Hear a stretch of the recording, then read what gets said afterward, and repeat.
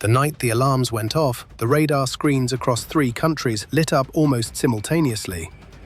Over 300 drones and missiles were in the air at once, launched in a single coordinated wave aimed at Israel, the largest attack of its kind the region had ever seen. And within a few tense hours, it was over. The overwhelming majority of that salvo never reached its targets. A layered defense built by the United States, Israel, Jordan, and other partners caught nearly everything Iran threw at them. I want you to sit with that for a second because I don't think it got the attention it deserved when it happened. Iran fired its best shot, its most ambitious, most coordinated, most expensive demonstration of what its missile and drone arsenal could do. And the operational effect was essentially zero. That night is where I want to start because it tells you almost everything about the position Iran finds itself in right now. And everything that follows in this story is really just the explanation of how it got to that moment and what's happened since.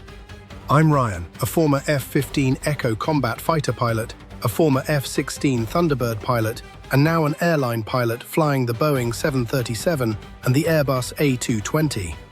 I've spent my career studying how air power, military strategy, and geopolitics collide at the sharp end of things. I've flown strike packages into contested airspace, and I've spent a long time learning what it actually takes to break an adversary's will to keep fighting. So when I tell you something has fundamentally shifted in the Middle East, I want you to know I'm not reaching for a dramatic headline. I'm describing a pattern I can recognize because I've trained against it, planned around it, and lived inside briefings that look a lot like the one Iran's own commanders are facing right now. Before I go further, I want to be straight with you about something. Some of what follows is confirmed and documented. Some of it is assessed, meaning it comes from credible reporting, patterns of behavior, and open-source intelligence that deserves a healthy amount of skepticism. I'll try to flag which is which as we go, because you deserve that honesty. So let's back up. For more than 4 decades, Iran ran a very particular kind of regional strategy. Fund proxies, build a missile arsenal, threaten shipping lanes, and absorb whatever pressure the West applied without ever putting Iranian forces directly in the crosshairs. Hezbollah in Lebanon, the Houthis in Yemen, Shia militias scattered across Iraq and Syria. It was patient, layered, deniable, and for a long time it worked. Tehran kept its own hands just clean enough that direct retaliation always felt politically complicated. That 40-year investment is now unraveling faster than at any point in modern history, and I want to be precise about why. It's not because of one dramatic strike. It's because of pressure arriving from multiple directions at once, and the United States military has been at the center of nearly all of it. Losing your proxies, your economy, your air defense credibility, and your diplomatic cover simultaneously is a different category of crisis than anything Tehran has dealt with before. Start with the proxies, because that's the clearest place to see the change. Hezbollah, Iran's most capable and most trusted proxy, has been devastated. Senior leadership that took decades to cultivate has been eliminated in precision strikes that stunned military analysts everywhere. The organization isn't gone, but as a strategic deterrent for Iran's purposes, it is functionally broken.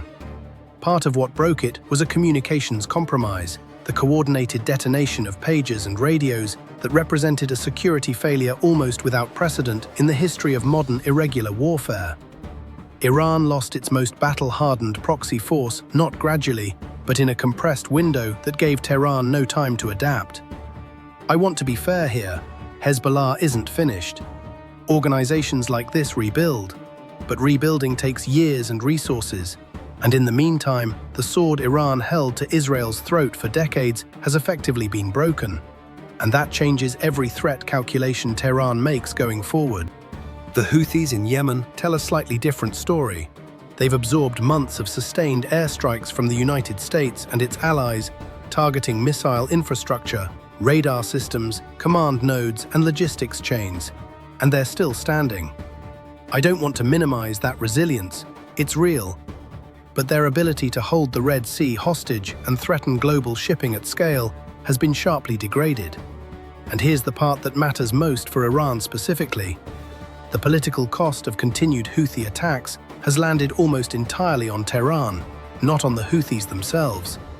The militias across Iraq and Syria, the ones Iran funded, armed, and directed, have been struck repeatedly by American forces following attacks on US troops and assets. For years, Iran calculated that Washington wouldn't escalate past a certain line. That calculation has been proven wrong, and the strikes haven't stopped. The message isn't subtle. There is no sanctuary anywhere in the region for Iranian-backed forces anymore, and the deniability buffer that let Tehran hide behind its proxies is being stripped away piece by piece. If a militia funded by Iran kills American soldiers, does the United States hit Iran directly? That used to be a genuinely hard question. Increasingly, the answer has been, you strike the militia and you say plainly on the record whose militia it was. Now let's talk about what's actually sitting in the water and the sky over that region, because this is where things get genuinely hard to overstate. Two separate aircraft carrier strike groups have operated in the theater at the same time, and I want to be fair about this. Carrier deployments are often scheduled far in advance, and dual carrier presence has happened before. It's not unprecedented on its own. But the timing, the posture, and the explicit statements coming out of US Central Command about what those carriers are positioned to do, together, that combination sends a message. A carrier strike group isn't just a flight deck. It's a carrier, a cruiser, multiple destroyers, submarines operating in support, and a logistics train that sustains combat operations for extended periods. Two of them running simultaneously in a confined theater like the Persian Gulf and the Arabian Sea creates an air power umbrella that Iran's air defense network was simply never built to contend with. I've flown in environments where you know the other side has the numbers. It changes how you think, how you plan, and what risks you're willing to accept. Iran's air force, to put it plainly, is aging and outmatched. Its most capable fighters are decades-old American aircraft, F-14s and F-4s, that it's been cannibalizing for spare parts since the supply chain was cut off after the 1979 revolution. They've supplemented with Russian and Chinese systems, but the integration, the training, and the logistics behind those platforms aren't where they'd need to be to contest modern American air power. I don't want to be dismissive. Iran's asymmetric capabilities are real and shouldn't be brushed aside. But in a direct conventional air confrontation, this isn't close. Which is exactly why Iran has poured its resources into missiles and drones instead, because it can't win in the air. And that brings us back to where I started, that spring night when Iran fired its best shot, over 300 drones and missiles in one coordinated salvo, and watched it get swallowed almost entirely by a layered network defense. Since then, that defense has only gotten deeper. The system known as Terminal High Altitude Area Defense has been positioned in the region. Patriot batteries are in place. Naval integrated fire control systems aboard American destroyers are networked together. The shield that caught Iran's missiles that night is now more capable than it was when the test actually happened. Then there's the precision strike picture, and this is where American capability becomes hard to overstate. The Joint Direct Attack munition, especially the extended range variant, is a guidance kit that turns a conventional bomb into a satellite-guided precision weapon that can be released from distances and altitudes that make Iranian short-range air defenses largely irrelevant. You don't have to fly into the threat envelope if your weapon can reach the target from well outside it. Beyond that, the United States continues fielding the ground-launched precision strike missile, a genuine generational leap in strike capability. And then there's the B-2 stealth bomber, capable of penetrating defended airspace and delivering bunker-busting munitions against hardened underground targets. Iran has buried much of its nuclear and military infrastructure underground, specifically to survive conventional strikes. The B-2, carrying the weapon known as the GBU-57 Massive Ordnance Penetrator, is the direct answer to that strategy, and Iran knows it. I want to flag clearly, using any of this against Iran directly would be a massive escalation with enormous consequences. And I'm not arguing it should happen. I'm explaining why the military balance has shifted enough that Iran's leadership can no longer look at the picture and feel confident. That erosion of confidence is itself a form of pressure. The military dimension is only one layer though. What's happened to Iran's economy might actually be the more existential piece. because no missile intercept can fully convey it. Sanctions on Iran have existed for decades, but the current enforcement is qualitatively different in intensity. The renewed maximum pressure campaign has targeted oil revenue, the lifeblood that funds the regime's military, its proxies, and its domestic patronage networks, and squeezed exports down to a fraction of pre-sanctions levels at peak pressure. To be fair, Iran has found workarounds, discounted sales to China among them, and enforcement is never airtight. But the cumulative effect on ordinary Iranians has been severe. Inflation has spiked, the currency has collapsed against the dollar, and when a government can't deliver basic economic stability, even an authoritarian one starts bleeding legitimacy. The sanctions have also choked off Iran's ability to import the components its missile and drone programs depend on: advanced electronics, precision manufacturing equipment, dual-use technology. They've gotten creative: front companies, intermediaries, third-country routing. But every workaround costs time, money, and precision. A missile program forced to smuggle its own parts operates under friction its American counterpart never faces. And financial isolation compounds all of it. Moving money to fund Hezbollah, pay the Houthis, and sustain militia networks across Iraq and Syria depends on access to the international financial system, and disconnection from global payment networks, correspondent banking restrictions, and targeted sanctions on specific institutions have made that movement slower, costlier, and harder to hide. It hasn't stopped entirely. Cash, cryptocurrency, informal transfer networks still exist, but the efficiency Tehran once relied on is gone. Then there's the diplomatic dimension, which gets the least attention but might matter most over time. Iran's traditional protectors, Russia and China, are each consumed by their own priorities right now. Russia's attention is locked on Ukraine. China is managing its own economic pressures and its relationship with the West. Neither is positioned to give Iran the kind of active cover that would meaningfully shift the equation. Meanwhile, the diplomatic normalization between Israel and several Arab Gulf states, imperfect and contested as it remains, has reshaped the regional map in a way Iran didn't anticipate and can't easily reverse. Saudi Arabia's cautious but real evolution in its relationship with Israel would have been unthinkable a decade ago. These aren't just headlines, they're structural changes that box in Iran's freedom of action. And inside Iran itself, there's real strain. Periodic protest movements, most notably the wave following the death of Mahsa Amini, have shown that the regime's social contract with its own people is under genuine stress. I don't want to overstate this. Authoritarian governments have survived larger uprisings than anything Iran has faced. But economic pain, military setbacks abroad, and domestic unrest at home compound each other. A leadership managing a legitimacy crisis at home has less bandwidth to manage a strategic crisis abroad. So what does Iran actually do from here? Realistically, there are three paths. Escalate directly against the United States or Israel, but given the state of their proxies, their economy, their air defenses, and the American military posture already in the region, that carries an asymmetric risk Iran's leadership clearly understands. A failed direct attack doesn't just fail militarily, it exposes the limits of your deterrent to the entire world, exactly what that spring salvo did. Continue the current posture, keep what proxies remain fighting, make threats, buy time, but that's a diminishing returns strategy. Every month of sanctions is another month of economic decay. Every month of proxy attrition is another month of lost strategic depth. Or negotiate, come to the table on the nuclear program and regional behavior in exchange for relief.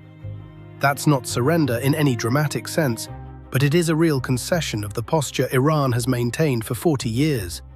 And from where I sit, that's exactly the outcome all of this accumulated pressure seems engineered to produce.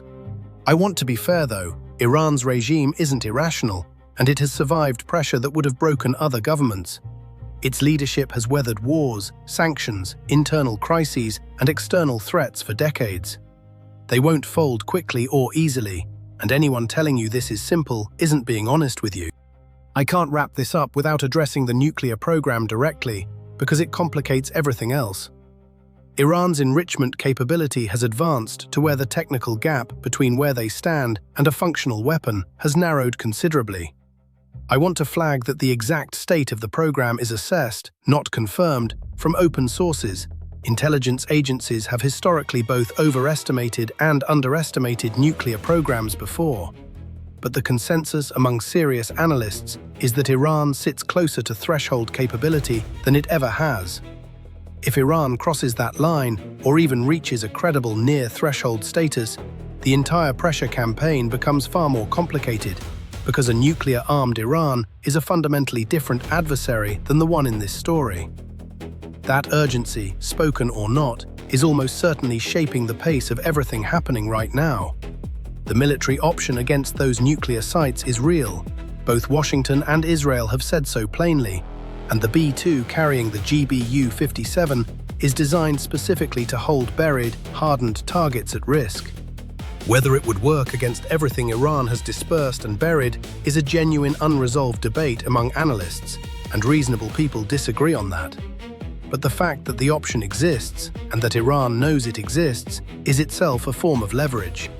Before I land this, I want to pull back from the strategic chessboard for a second, because there's a human piece of this that's easy to lose. Iranian pilots, officers and commanders, people who trained their entire lives to defend their country, are looking at a threat picture right now that is genuinely sobering. I know what that feels like, because I've sat in rooms where a briefed threat picture made your stomach tighten. When I flew the F-15 Echo, we trained constantly against advanced integrated air defenses. We knew exactly which threats could reach us and where the gaps were. The pilots flying those aging F-14s and F-4s are staring at the mirror image of that, knowing the gaps are in their own defenses and knowing exactly what's arrayed against them. That knowledge doesn't mean they won't fight. People defend their homes regardless of the odds. But it shapes institutional confidence, and it shapes the quiet arguments happening right now inside that regime about whether the current posture is even sustainable. Behind every missile battery and every patrol boat, there are people, families, kids. And whatever the geopolitics, the cost of a miscalculation lands on them first. I think about that every time I look at a threat board, and I suspect if you'd stood in that room, you would too. So here's where I actually land on this. Iran is not defeated. It is not on the verge of collapse. Its regime is not about to fall, and anyone selling you that clean, simple version of this story isn't giving it to you straight. But the strategic position Iran occupied for 40 years, built on proxies, economic resilience, an unstoppable missile deterrent, and diplomatic cover from Moscow and Beijing, that position is gone. What's replaced it is a position of real vulnerability with no clear exit. The proxies are broken or badly degraded. The economy is under pressure, producing genuine unrest at home. The air defenses have been publicly tested and found wanting. The diplomatic cover is thinner than it's been in a generation. And facing all of that is an American military posture in the region larger, more networked, and more visibly willing to act than Tehran's 40-year strategic model ever assumed it would face. The real question isn't whether Iran formally surrenders. That framing is too dramatic for how geopolitics actually works. The real question is whether Iran's leadership eventually concludes that holding the current posture costs more than a negotiated accommodation would. History says that kind of conclusion comes slowly, painfully, and only after every other door has closed. But history also says that when the doors do close, the conclusion eventually arrives. What we're watching right now, I believe, is the beginning of that process, not the end of it, but a beginning more structural and harder to reverse than anything the region has seen in 4 decades. I keep going back and forth on one question myself, whether a leadership backed into this many corners chooses the table before the edge or walks all the way to the edge first, because that's the only posture it's ever known how to hold. I don't think there's an easy answer, and I'd be curious which way you think it actually goes.